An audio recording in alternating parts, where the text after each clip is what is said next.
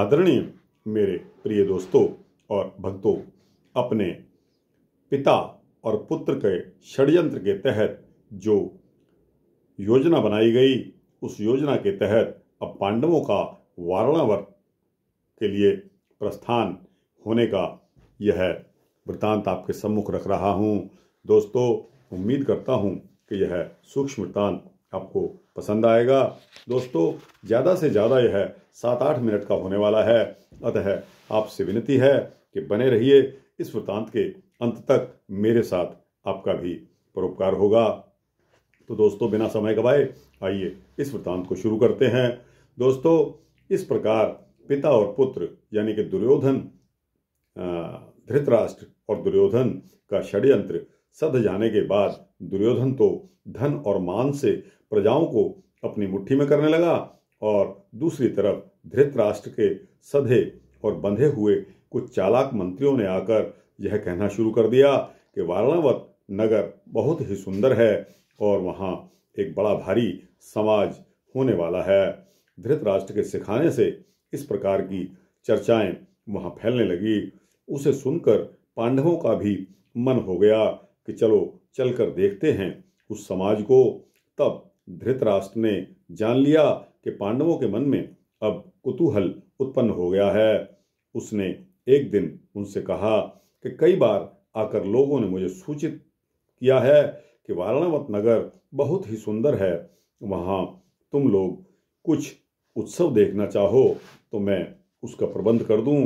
कुछ समय वहाँ बिताकर फिर हस्तिनापुर लौट आना। युधिष्ठिर के मन में यह आई कि हम असहाय हैं, राजा धृतराष्ट्र की अगर ऐसी इच्छा है तो लाओ इसे मान लेते हैं। और उत्तर में युधिष्ठिर ने हाँ कह दिया। तब भीष्म, विदुर आदि से भी अनुमति लेकर पांडव कुंती के साथ वारणावत चले गए। इससे दुरात्मा दुर्योधन अत्यंत हर्षित हुआ। उसके हर्ष का कोई ठिकाना न रहा। उसने अपने सचिव पुरोचन से एकांत में कहा कि तुम्हारे जैसा कोई मेरा विश्वास पात्र नहीं है। हे तात, इस मंत्र को गुप्त रखना और मेरे सपनों को उखाड़ने का प्रयत्न मत करना। धृतराष्ट्र ने पांडवों को वारणावत भेज दिया है, वहां से वे उत्सव आदि करेंगे। तुम आज ही वारणावत चले जाओ, वहां जाकर एक चतुशाल घर का निर्माण कराओ। वह खूब छिपा हुआ होना चाहिए, उसमें एक शस्त्रागार भी रखना।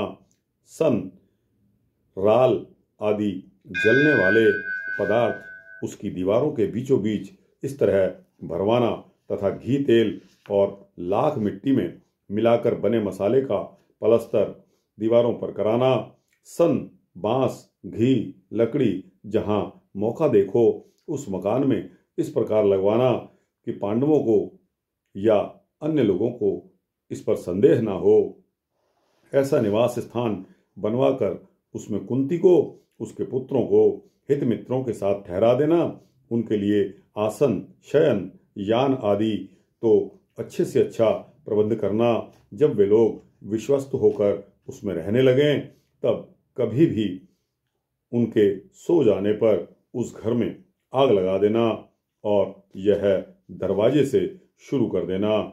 इस प्रकार उनके दग्ध हो जाने पर लोग यही कहेंगे कि पांडव अपने ही घर में जलकर मर गए। दोस्तों, यह एक स्वांग था। दुर्योधन और पुरोचन दोनों ने वारणावत को प्रस्थान किया और दुर्योधन ने जैसा कहा था सब वैसा ही हुआ। पांडव भी वारणावत पहुंचकर नगर के लोगों से प्रेम पूर्वक मिलने लगे। सब लोगों ने जय जय कहते हुए उन्हें घेर लिया। वहां वे पुरोचन के बनवाए हुए आवास में जाकर ठहर गए। युधिष्ठिर ने उस घर को देखकर अपनी बुद्धि से सब ताड़ लिया और भीम से कहा कि यह आग्नेय घर है, दुष्ट पुरोचन हमें जलाना चाहता है।